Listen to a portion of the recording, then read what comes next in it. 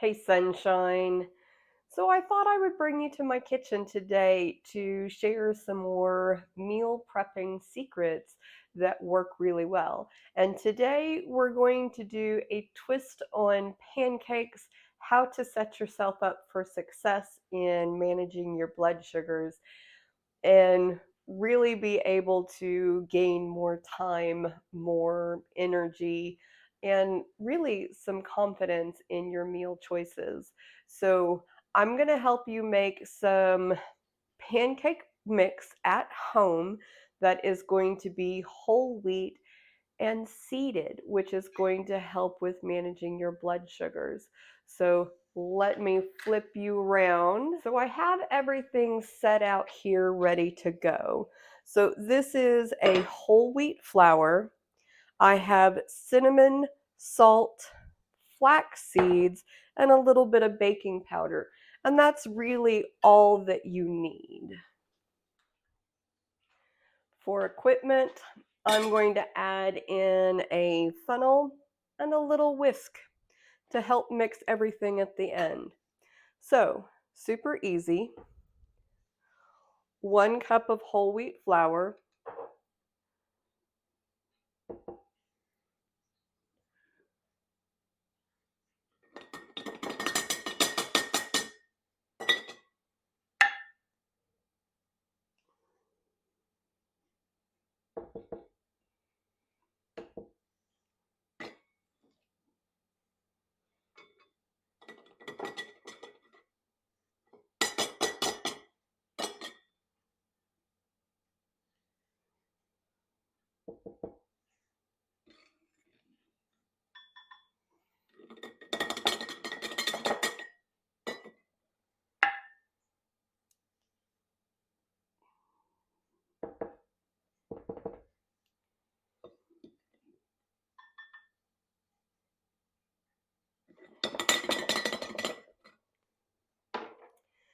and to the flour, we're going to add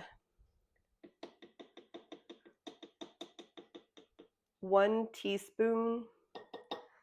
Now you can use a legitimate teaspoon, and I have one over here, but I put cinnamon in a lot of things. And so the cinnamon has its own spoon. And when you shake off everything that doesn't want to stay, it's right about a teaspoon. But if I get a little bit more than a teaspoon, I'm not going to be mad at it.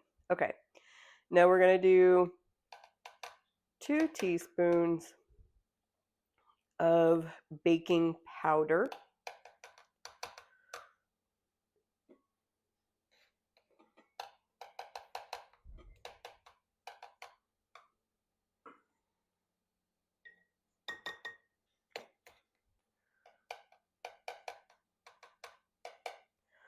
By the way,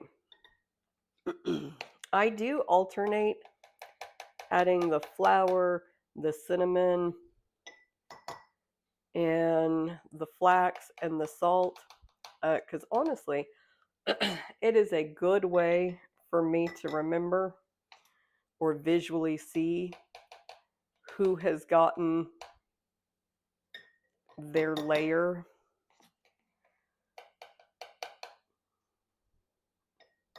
Because you get the white brown, the white brown. And we're going to do 1 teaspoon of the flax seeds.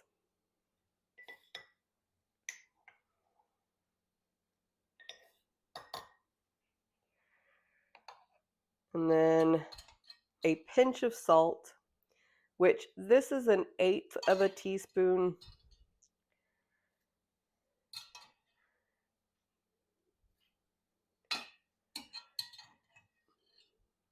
And it doesn't come out all the way full. Okay, so super easy. All we have to do now is shake this up.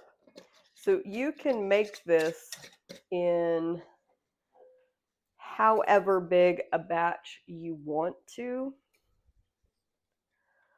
I'm doing 1 cup and I'm doing it in these jars, and I'll show you why here in a minute.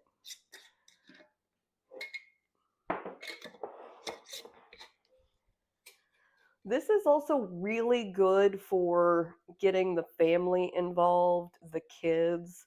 You can have them help shake everything up together, and they really enjoy that.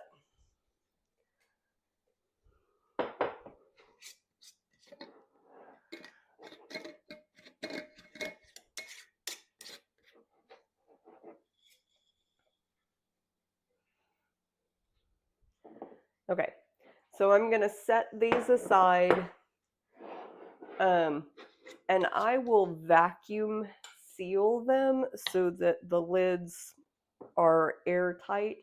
And then honestly, once you make these are good for a year and a half, as long as that seal doesn't break after you vacuum seal it, you're good to go. So, okay. So let me show you how to vacuum seal them. I have a food saver, and I have this little attachment. You just want to make sure that your rings are clean so that you get a good seal.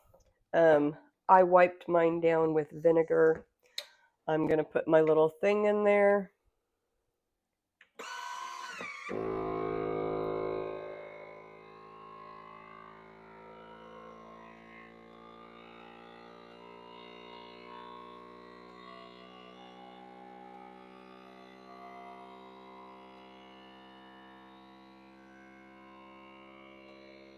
And I'm waiting for it to turn off.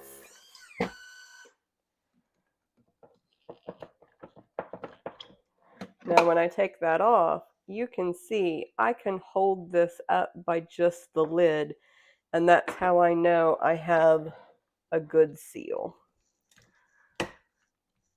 So we're going to do that for each of these.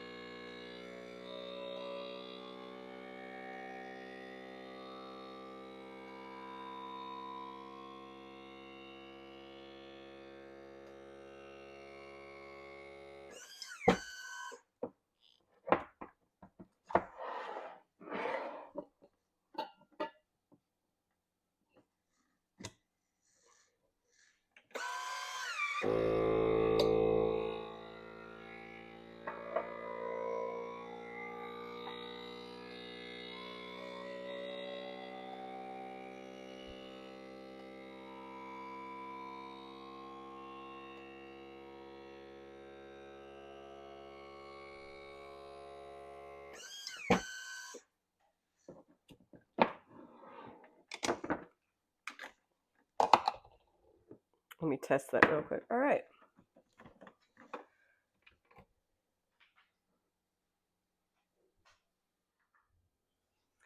Okay, so after sealing them, I did a couple of things. I cleaned up and I got ready to make a batch. So we are going to batch prepare these in a couple of different ways. We already batch made some of the powdered mix, and you'll notice I left a lot of room in mine, and I'll show you why here in just a second. But before I do, I know you guys can't see that very well, but I have put the date on there. And then the other thing that I did was write the recipe on the jar. So it's 1 cup of milk, 1 egg, 1 tablespoon of oil, and then you have batter and you're ready to go. So let me show you my secret trick to that. Okay, so the fewer dishes that I have to do, the happier that I am and the happier that my husband is. So I'm going to make everything in the jar. So we're going to do 1 cup of milk. You can do the milk of your choice. It can be a almond milk. I always crack the egg into something else first. That way, if there is a shell or something else that shouldn't be there, I can remove that before it goes in with the flour. 1 cup of milk, 1 egg, and then we're going to do 1 tablespoon of oil. And I'm using a light olive oil. We're going to do a little for the jar, a little for the pan. So you'll notice I do have a couple of pans that are over here. Because you can make the pancakes on really whatever you want. You can use a regular frying pan, you can use a cast iron pan. Probably a lot of you have some of the griddles around there. I have the griddle out and I have this one out because I was going to use this one. But then I don't know about you, but the cord got lost. I don't know if that's ever happened to anyone. All right, so while our griddle is warming up, I'm just going to take the whisk that I had earlier and I'm going to come in here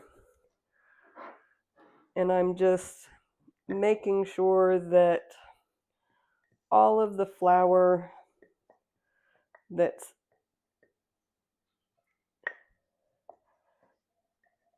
down in all of the edges gets mixed in.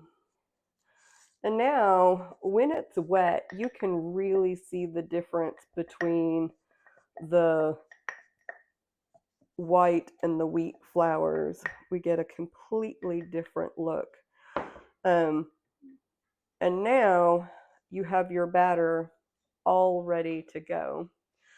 So super easy. And I forgot to grab it. The last thing that we have to do is just make our little pancakes.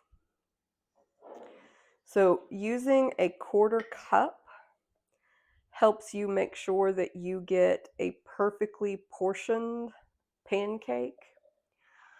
I like calling these Foxy Flax Flapjacks,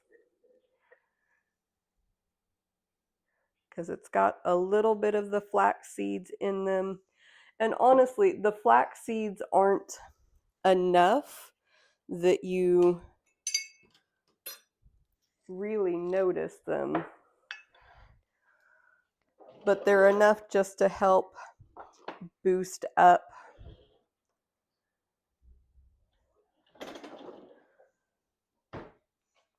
and I'm just waiting for the bubbles around the edges to stop filling in. And when the bubbles around the edges stop filling in, they're ready to flip.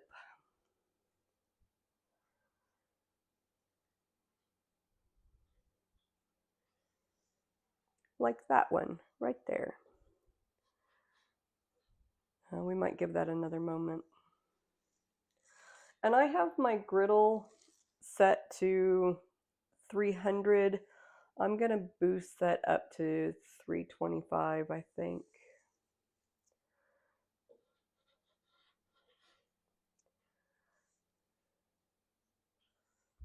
Let that get a little bit more.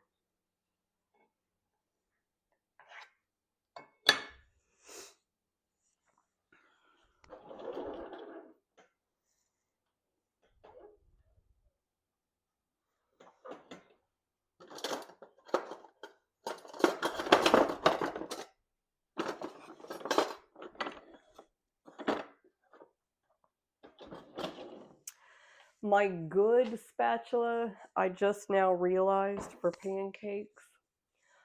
See, when your kids move out, it's kind of like getting a divorce because they end up taking things with them. And we had Granted, it was my daughter's. She didn't take off with it unnecessarily, but she had a big cookie pancake spatula, which was great. And so when she moved out for college, she took it with her. And I'm like, I miss that right now.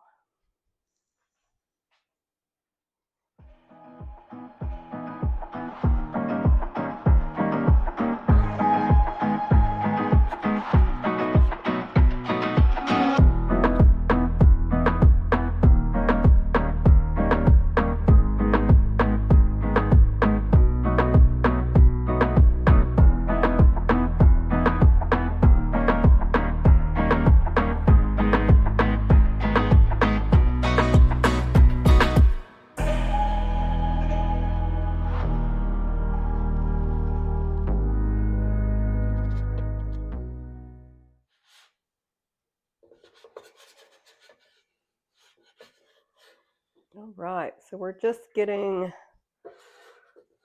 the last few off of the griddle.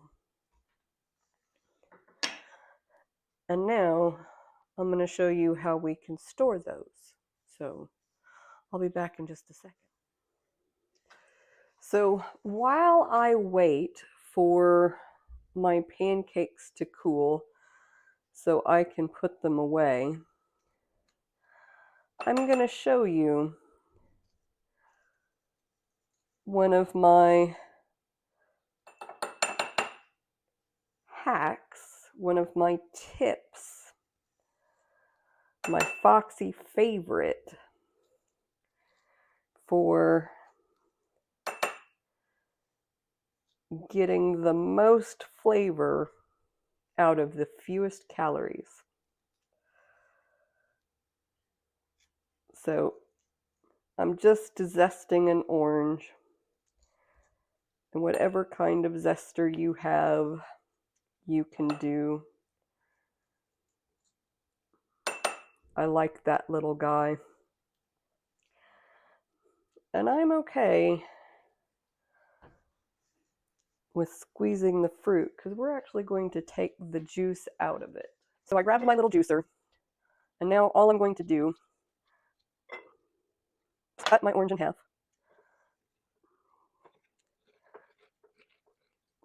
I hope you guys can see that, but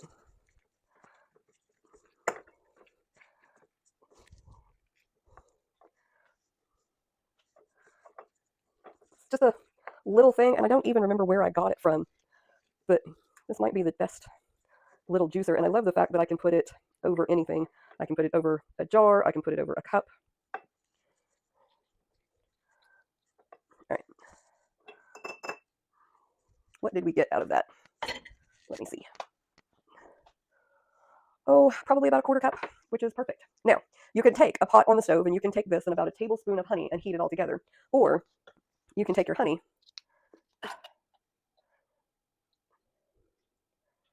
and you can put it into the jar and you can pop it into the microwave for 30 seconds. Hey guys, it's Editing Maggie, and I wanted to pop in because funny thing happened. I was going through the clip where I was making the orange simple syrup and my mic died. So I just wanted to come back and show this little clip of the pancakes being dressed with that orange simple syrup and talk a little bit about it because it is a really delicious way to flavor things like pancakes without adding a lot of concentrated sugars. And it really has, if you've ever had like crepe Suzette, they do a similar thing. But it's a little sweet, it's orange, it helps moisturize the pancakes so you don't end up with the dry mouth. And it's a great alternative for heavy, thick syrups. And I hope you will try it. I hope you will enjoy it. And I look forward to getting more videos put together for you and sharing recipes, how to save time and eat healthier in the kitchen. So thank you so much and have a great day.